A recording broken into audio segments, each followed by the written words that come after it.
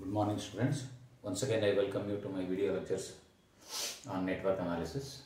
So, after superposition theorem, we are taking up what is known as Thevenin theorem. Thevenin theorem.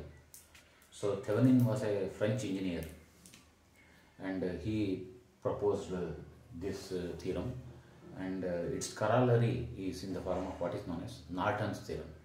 So, Thevenin theorem is a very useful theorem, and on many occasions we require its application.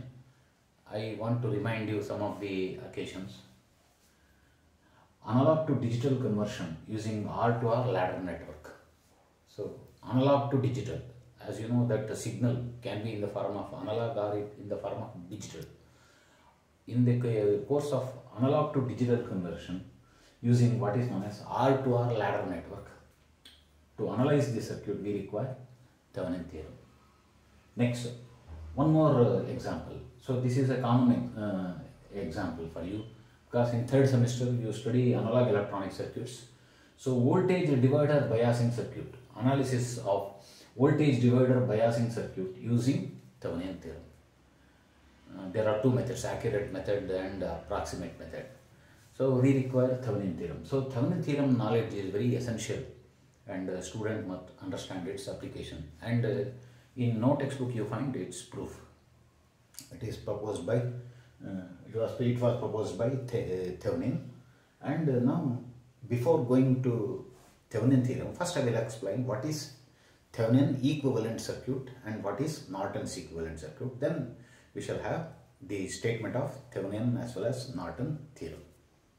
Now we shall understand what is known as equivalent circuit. Equivalent circuit. For example, you have a diode. You have a diode, a forward biased diode, a forward biased diode.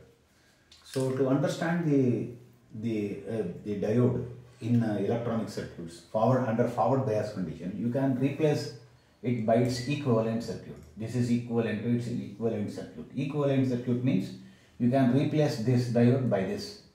So this is barrier potential, say 0.7 volts or 0.3 volts, whether it is for silicon or germanium diode. Next a resistance, and then a switch. So this is what is called as equivalent circuit. Equivalent circuit for a transistor. So similarly, an NPN transistor can be represented by an equivalent circuit. It is equivalent to two diodes connected back to back. For example, if this is NPN transistor, you can replace it by two diodes connected back to back, emitter, base, collector. So this is what is called as equivalent circuit. So in the same manner, in electrical circuits we have what is known as equivalent circuit. For example,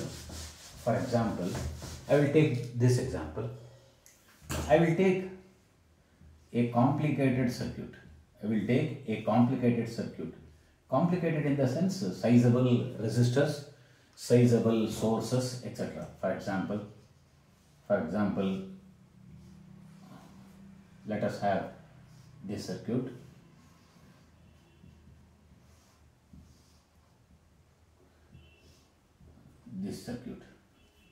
Now, this circuit consisting of sizable amount of resistors, sources. Suppose you want to determine what is current through this load resistor, This is a load resistor. What is current? What is its voltage drop? What is power? So we have to determine voltage, current, power in this resistor by the rest of the circuit. So this is the rest of the circuit. This is a complex circuit. So if you have to determine these three, voltage, current as well as power, by the rest of the circuit, you can use what is called as Thevenin equivalent circuit. Now I can picturize this as a complicated network. This is a complex network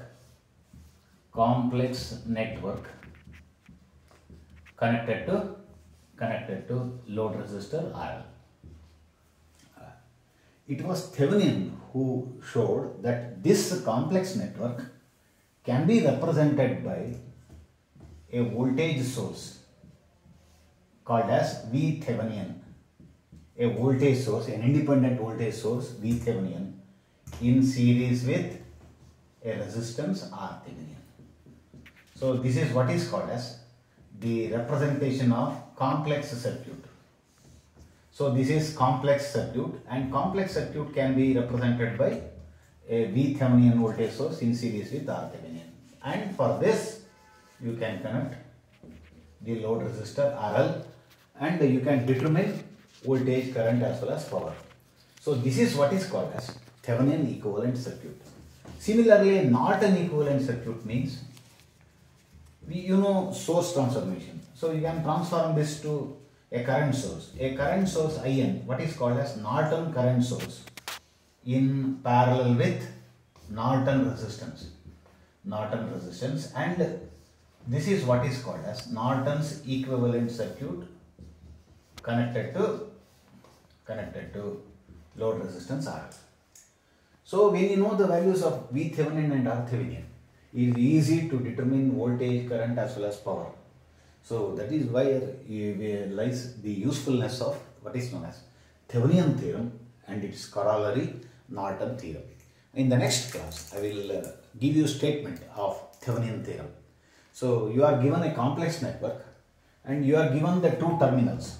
So two terminals are going to be given, and between these two terminals we have to reduce the rest of the circuit to a voltage source in series with a resistance. This is what is called as Thevenin equivalent, and we shall understand what is known as Thevenin theorem. Thank you.